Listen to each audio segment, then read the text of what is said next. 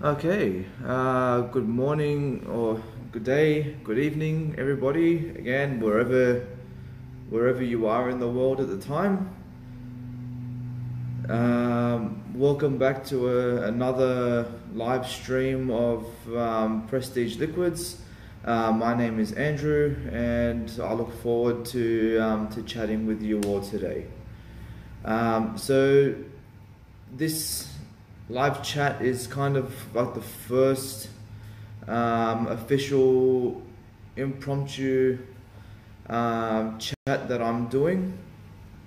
So fingers crossed it's gonna work. I've been doing these test chats lately with this new sorry guys, with this new app that I've found. So again, I'm hoping that it's all going to go well. I've got these flashy things that's going on. Okay, well, yeah, so these live streams have been a very important and fun thing for me. I started to really rely on them, and unfortunately, with all the new update that YouTube done, really they've made it harder for me to do the live streams. So I've found this. So let's see. Hopefully it will all go well and we won't have any issues. Sorry guys, I just want to try and see what happens if I play around with some of these things here. I've not really. I still need to get the hang of using it, so bear with me.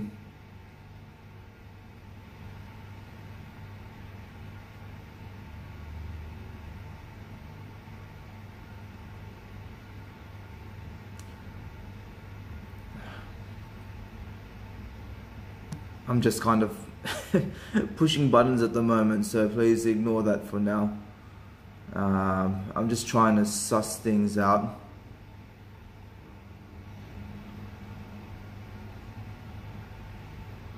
Okay, so all right, yeah, so let's get into it. It looks like we've got somebody in the chat. Awesome, so that's a good sign. It's obviously working to a certain degree and spreading out into the world. So okay, I'm a little less worried now. See, the birds are waking up. All right, so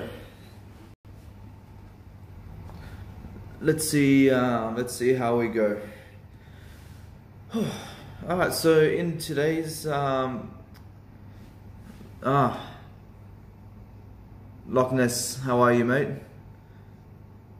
All good, mate. Glad to see you. Thanks for making having the chance just to drop in and say hi. I appreciate that. Anthony, welcome in, brother. How are you? New Dram, it's good to see you. Actually, while I remember, this is going to be more so for the people watching the replay. If you get a chance, please drop in a comment below. With one of the test chats that I did yesterday, I noticed that on the replay, the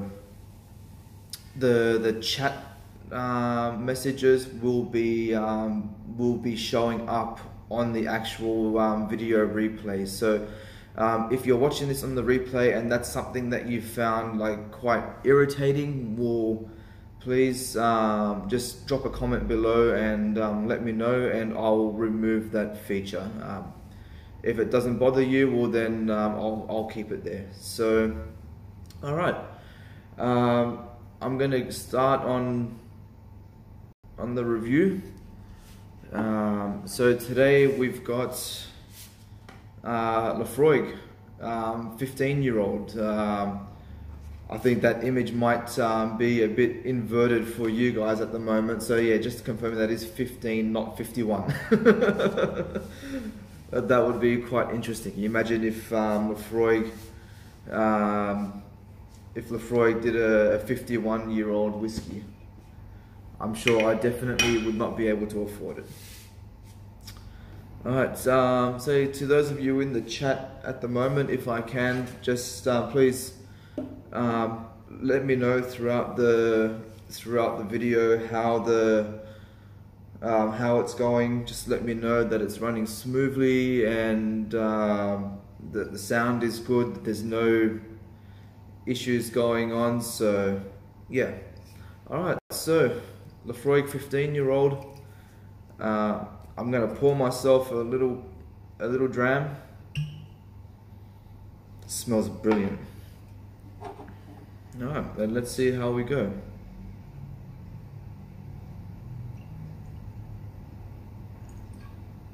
That should do. And yeah, again on the replay, guys, I apologize for all the waffling I just did at the start of this.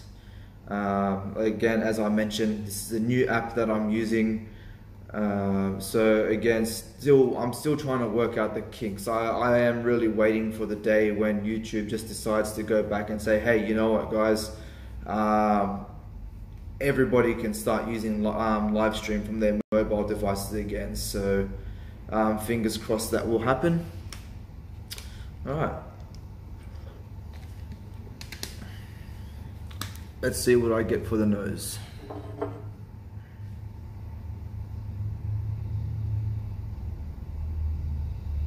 Oh, very nice.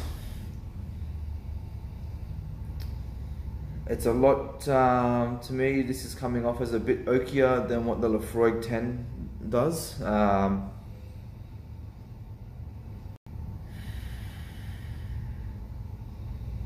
It has a lot, it has a more refreshing, a more refreshing nose than what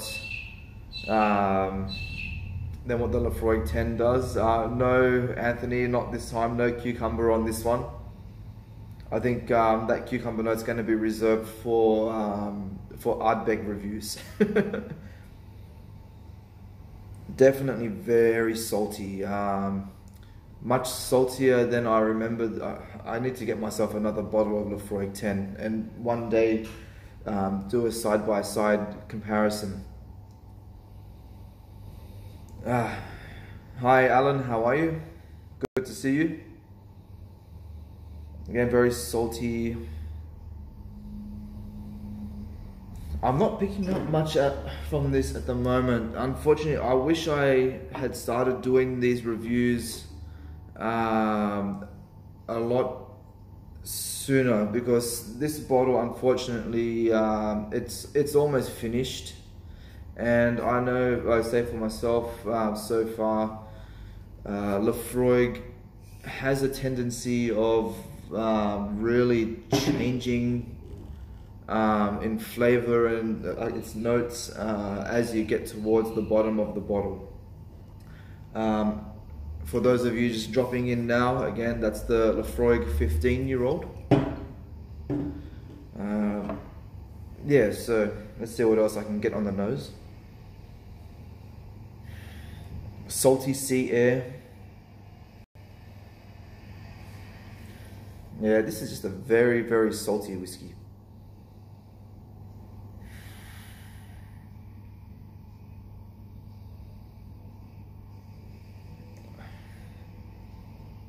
I would say just a touch of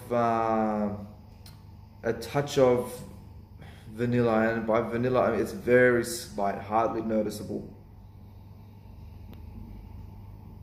Today, Alan, I am actually using my phone. I found an app that allows you to stream live that links to YouTube. So for the moment, I'm going to be using that until I'm able to find myself a laptop and with a decent internet connection. Hopefully then I'll be able to go to using a laptop. Yeah, so we'll stick with this for now, see how it goes. If I'm not really happy with it, well then I might try different avenues, but we'll see how we go for now. I actually saw a bottle of Longmorn 16 the other day in one of our bottle shops in the city. It was not cheap. I think, oh damn, I finally found a bottle of Longmorn 16, and I'm like, oh, better not. I'm not. My pocket can't afford that today.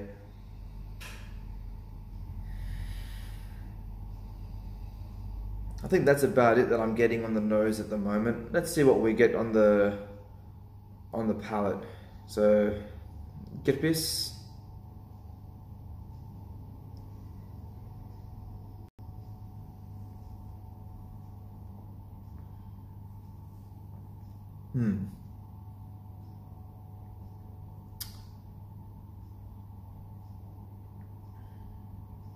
It's very thin.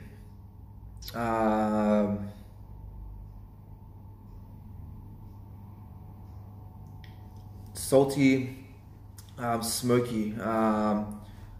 This tastes like what I would imagine matchstick smoke to taste like.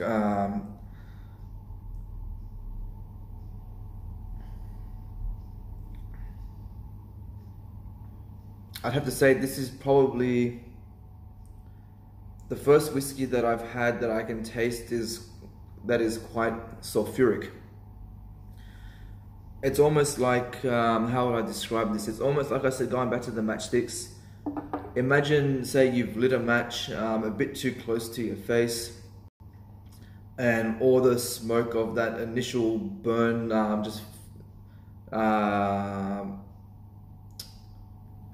just fills your nostrils. To me, it kind of tastes like they've taken that essence and put it into the bottle, and that's what I'm getting on the palate.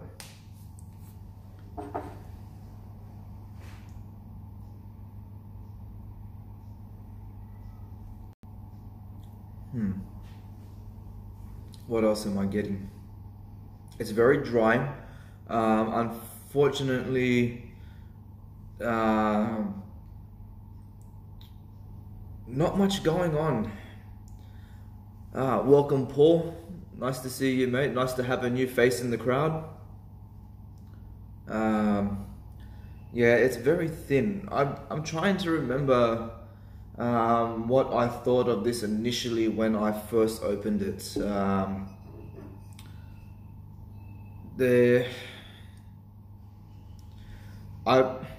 I think I remember it being having a lot more of a punch, being a lot stronger in flavor.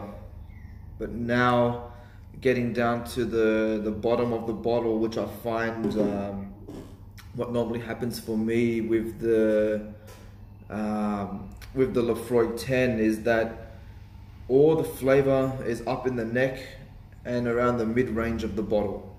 And then once you start to get to the 3/4 mark, all the peat notes kind of just disappear, and all you're left with is almost like a smoky sweetness. Yeah, actually that's kind of what I'm getting. Have you guys ever, I don't know what you guys might call them in the UK or other countries, but here we call them heat beads. They're like little rock charcoal bricks that you will use for making like a coal fire for your barbecues. Like imagine those, but when you pour water on them at the end of it to put the fire out, and then you're left with that wet smoky smell. That's kind of what I'm getting from this at the moment.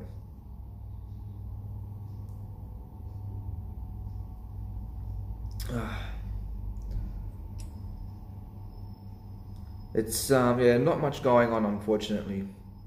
No, that's surprising. This is actually bottled at 43%. So you'd expect a little bit more of a kick, but unfortunately I'm not getting it. Like I said, I most likely waited too long to do this review. I'm going to try it with water now, see if that makes any difference.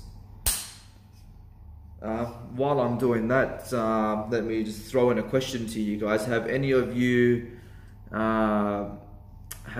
tried the Laphroaig 15 yourselves? And if so, what did you think of it? Go with the good old bottle cap method. No, hopefully that's not going to be too much. 1 drop.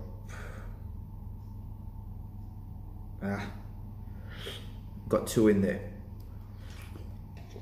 Oh well, it should be okay.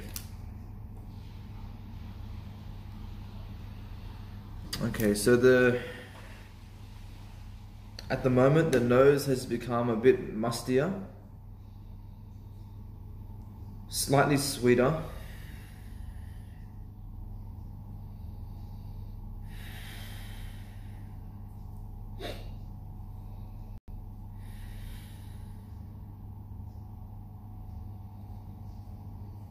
I think I'm getting a slight raisin note to it.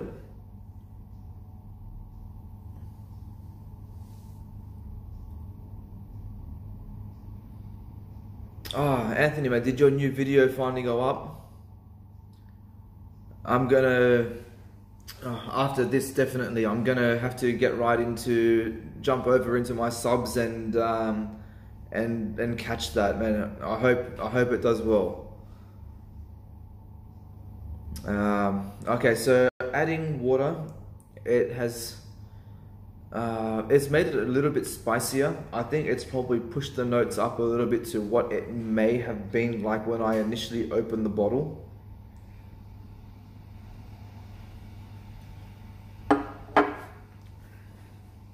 But yeah, you're definitely getting a lot more of a tingle now on your tongue. It's actually improved the mouthfeel quite a lot. Before, man, I was only just taking like little sips and it just feels like water just washing over your tongue and you're not really getting anything. Just by adding a couple of drops of water to this now has greatly improved the mouthfeel. It's feeling nice and warm. Yeah, and it's creating a much better aftertaste. So again, if you ever get a chance, try it with water, see how it goes. I have a feeling now that this might be a bit hard to come by at the moment. It was part of their 200th anniversary of Laphroaig.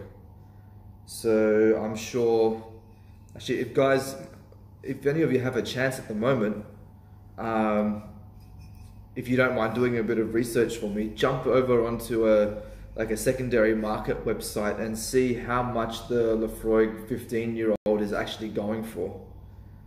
I'll be curious to see what those prices are. Unfortunately, I can't remember what I paid for it, but I can imagine on the secondary market it's probably going for more than what it's worth. Just going to quickly see if I can get any other information regarding it on the can.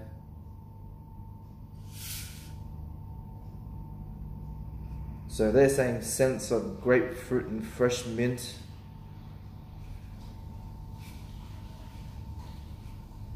Salted caramel with a signature Isla peat smoke with orchid fruits. They're also saying the first taste is of pink peppercorns. I think there's no way I had gotten that. It's very dry, that's definitely true, and salty, but yeah. This time I think the can is full of it. What do you reckon? I think it's time to can the can. Actually, I'd like to put out another question to you guys as well, just in case the YouTube people are watching this. This live stream update for mobile users, has it affected you guys at all? Has it affected the way you're wanting to put out content or the way you're wanting to do things? Because I know it's kicked me royally.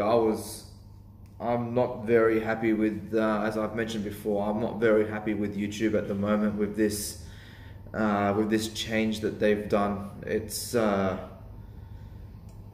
was just so frustrating, and I find this tends to happen. I find something that I like and that I enjoy, or I find something that can help benefit me, and it gets taken away. So I think the frustrating thing is more so is that for me to do these live streams, a lot of the times I do need to use my mobile, and I mean, it's not like I can carry a laptop around with me all the time. I don't have like portable Wi-Fi either to go around. So yeah, they've done a number.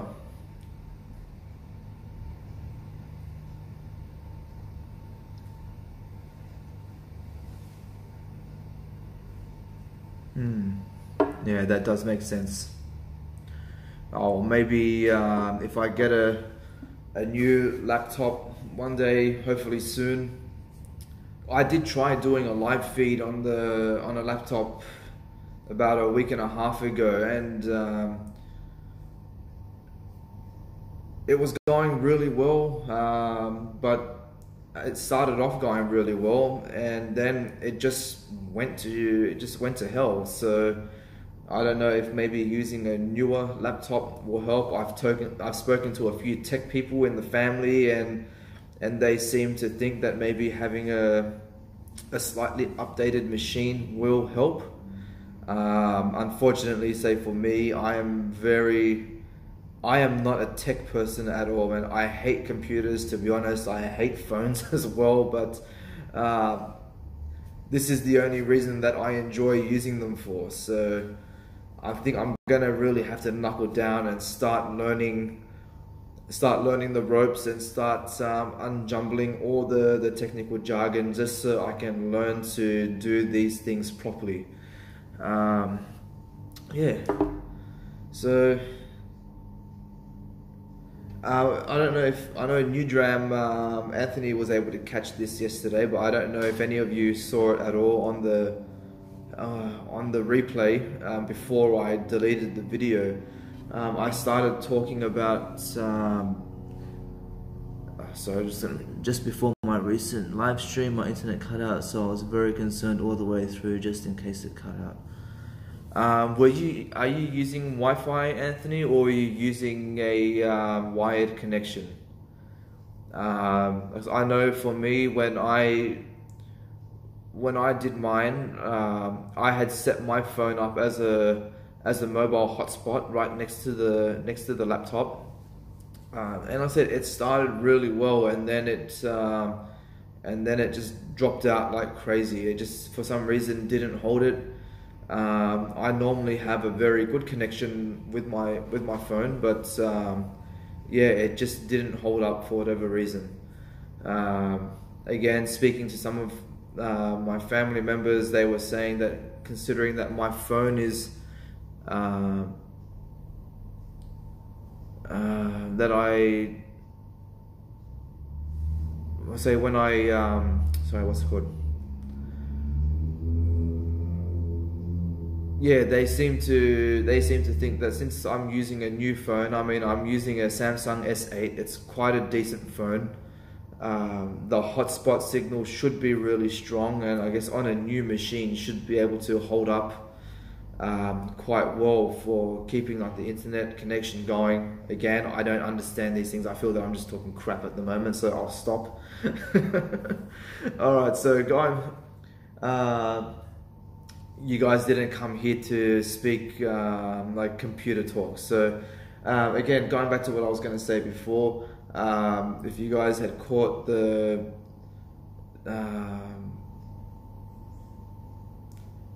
yeah, so going back to what I was talking about before. On yesterday's test live feed that I had done, I had started talking about neck paw. Guys, what's your opinion?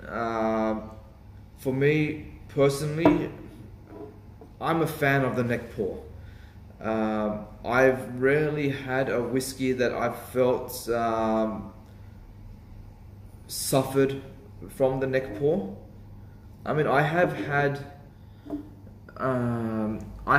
some that have benefited from being open just a little bit longer, but that's not to say that the initial neck paw was bad. It was still very enjoyable.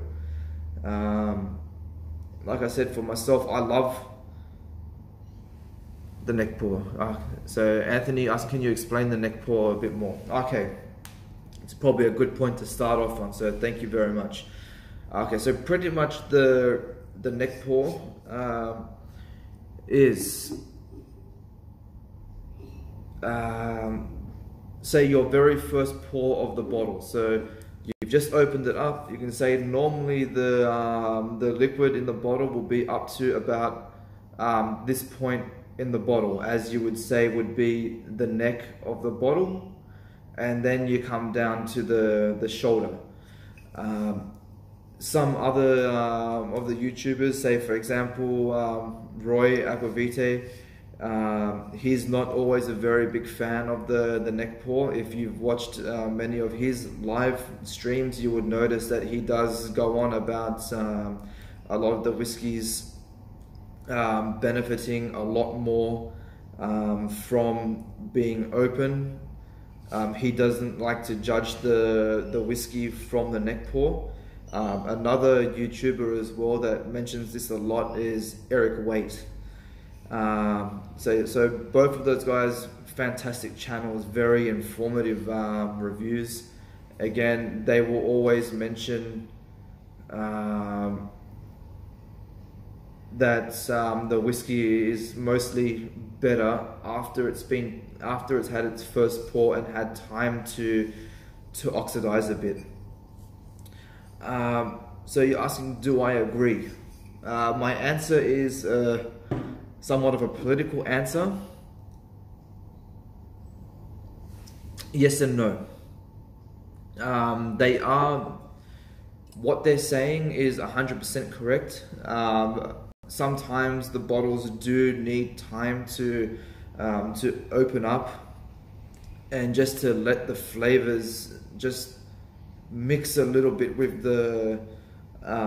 with some oxygen inside the bottle, just to start enhancing the flavors. It's the same reason why wine drinkers will decant a wine bottle. It's to start oxidization going and to start bringing out those hidden flavors in whatever it is that you're drinking. Now,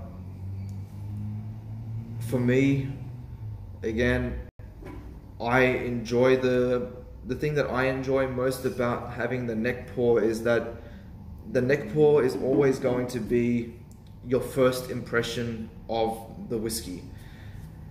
And it's one of those things that it comes down to, like the saying says, you should never judge a book by its cover.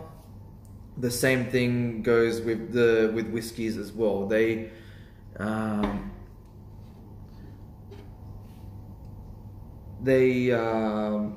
will say the same thing, never judge a whiskey by the neck pour. But for me, that's not an issue. I love that first impression that I get, because really that's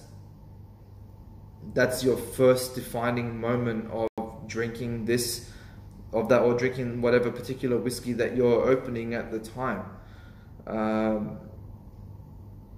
A lot of people as well, I've noticed, tend to not really enjoy the whiskey from the neck pour, or the other thing that they will say a lot is, you know what, The whiskey isn't bad, but it would benefit from being opened for a little bit more time. I'll come back to it in a month or two.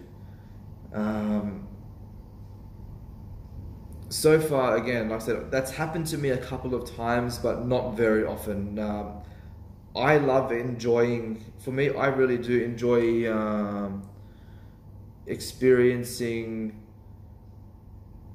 the different flavors of the whiskey as you progress through the bottle. In terms of decanters for whiskeys, I haven't done too much research into it myself, but from what I've read or watched from other YouTubers before, technically decanters do not benefit whiskeys. If anything, it will make them oxidize faster and release the flavors a lot sooner than just leaving it in your regular original corked whiskey bottle. The biggest problem that people have found with the decanters is that you don't have a proper seal. I think if the decanter was able to be sealed properly, say for example you maybe had like a rubber seal to really really close that hole and to stop extra air from being able to get into the decanter, you probably wouldn't have a problem. But I'm sure you've noticed that the majority of decanters are pretty much just glass on glass, and you don't have a proper seal. Decanters are generally made more so for wine drinkers, because let's face it, when you open up a bottle of wine, generally you're going to drink it pretty quickly. It's not something that you're going to have tucked away for, say, days or say weeks or months or years. Whereas with a bottle of whiskey, I can open this bottle, come back to it in 2 years' time, and it will still be exactly the same. If you put that into a decanter, you're probably just going to be left with slightly flavored water.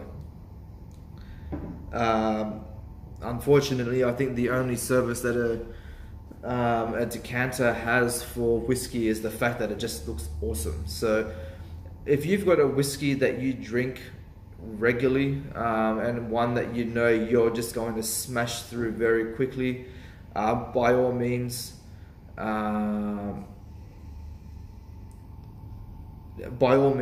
do it. At least you know that you're going to at least you know that it shouldn't be overly oxidized, and the original flavors should stay in there as long as you're going to finish that whiskey quickly.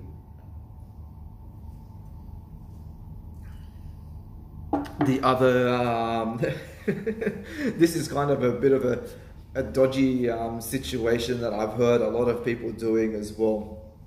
Now, don't get me wrong, I love decanters. They look absolutely incredible. I think they're just a fantastic piece of art, the majority of them. I think they're incredible. Definitely something very beautiful to have on your shelf, or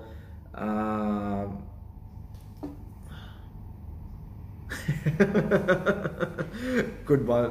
Very true, Alan. Just pop the bottle, start drinking. If we ever meet, maybe we should try and get a photo of ourselves under a bridge, just sitting there like this with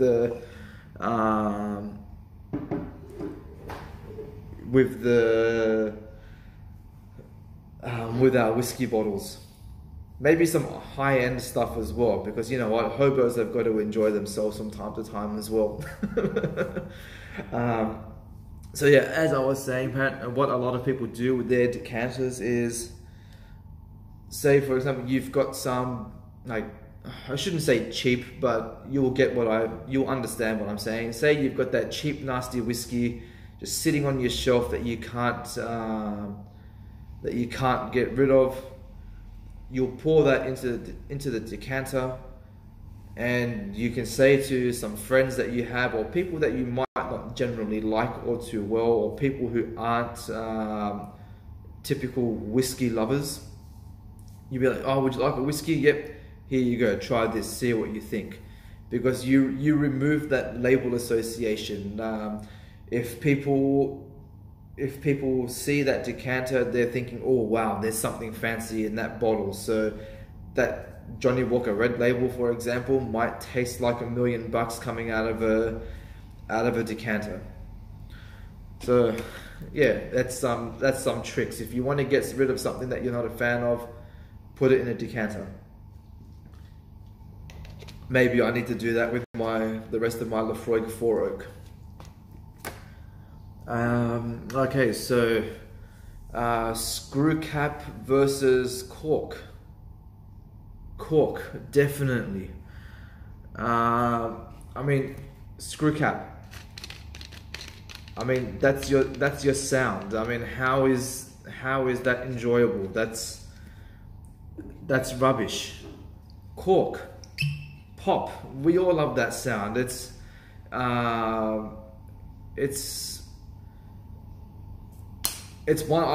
one of the main reasons why we drink and buy whiskies. I mean, you peel back that foil wrapper, you open that cork, you get that nice, and you're like, yeah, that's heaven. This is like it's a symphony hearing that. Then, I mean, how can you go wrong with that? I mean, why would you want to replace that with a screw cap? But again, I've covered this topic a few times on some of the other chats, and I'm just about to answer that question now, Anthony. Why do distilleries bother with screw caps? The reason is this. Alright, those are both on. I can do that. The liquid stays in the bottle. That's all it does. So in terms of what would I prefer? Look, obviously, yes, I prefer screw cap. I'm sorry, I prefer the cork, but at the same time, I will much prefer something. I have to say that I will prefer something that actually keeps the liquid inside the bottle without it leaking everywhere. Again, Paul, like you're saying, I'm sure cost is a big factor. I'm sure that I'm sure the cost of using cork is a lot more than using a screw cap. I mean, take a brand like Johnny Walker or say Shivers sorry, excuse me, I'm getting the hiccups. Or Shivers Regal, for example. I mean, look at the volume of product that they're putting out. Can you imagine how much money that they would have to pay just for corks alone to put into their bottles? I'm sure it's a lot cheaper using screw cap. And again, as Alan is mentioning, you cannot beat. That's the other thing that I love about the neck pour, and that's the only time you can get this sound. When you're pouring from a freshly opened bottle, one, you get that nice cork pop, and then when you're pouring, you get the glug glug glug glug glug glug glug. These are the sounds of heaven. It's whiskey is very much a sensory experience. Pop and glug. Well, Anthony, if you ever get a chance to open a distillery, I think you should do that, or maybe become an independent bottler. and your label can be Pop and Glug. I'm sure there will be a lot of people out there who will get a kick out of that. Damn, I just lost my train of thought. There was something that I was going to follow up on this. Yes, as we were saying, like the sound of the pop, the sound of the glug, our tasting notes. Whiskey is a 100% sensory experience. I mean, we use pretty much all our senses to experience whiskey. I mean, you touch and feel the bottle. Some labels are textured, so you've got the touch. You're looking at it. You've got the visual of the bottle. You open it, the sounds. You're hearing the whiskey, and then once you pour it, then you get the taste. So, I mean, whiskey is a drink that it embodies you. It does. It takes you on a sensory experience. And so, how can you say that whiskey is bad? To me, that just makes whiskey the perfect thing.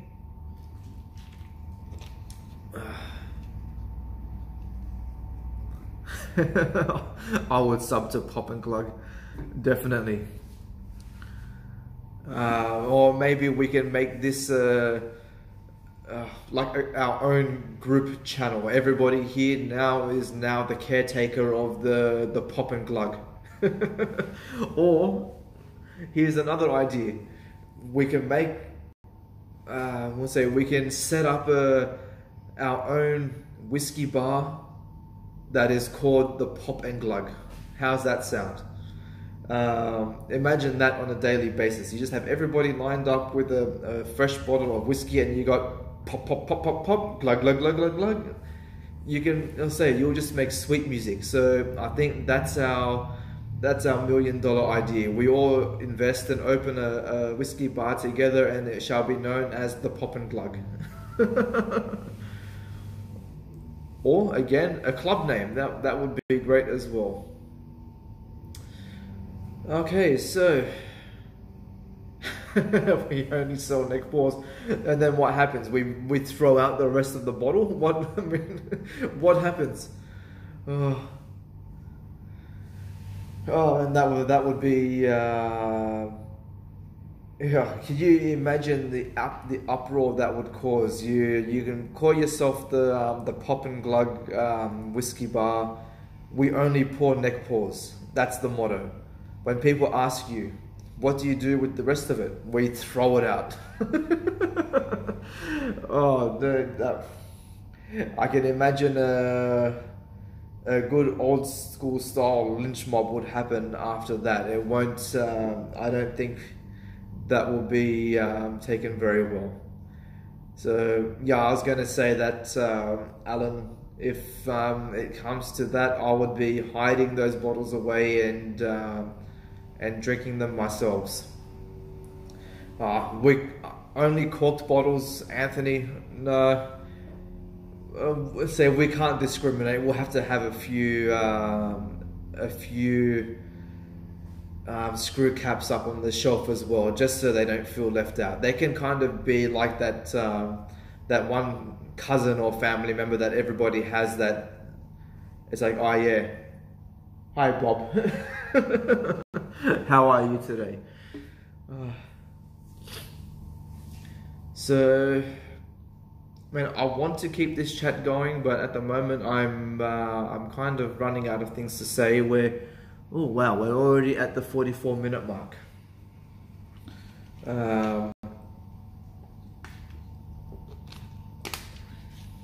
That went quickly. I wasn't expecting that at all.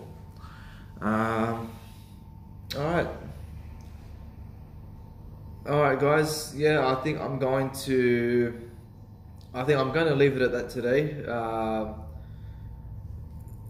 I really want to see how this video is going to post up This is a much longer video than I did yesterday, and that did take some time, unfortunately, for it to actually to show up on YouTube. So yeah, I really want to see how it's going to go. So for now, I'm gonna have to say, well, for me it's good morning, but for you guys, good night. I'll end off with some of the general housekeeping things. Yeah, so if you're new to the channel, please subscribe. For all of my regular subscribers that are watching this, thank you very much for joining in, and say to all you guys in the chat today, thank you very much for sticking around with me so far. I look forward to seeing you all again on the next chat. Also,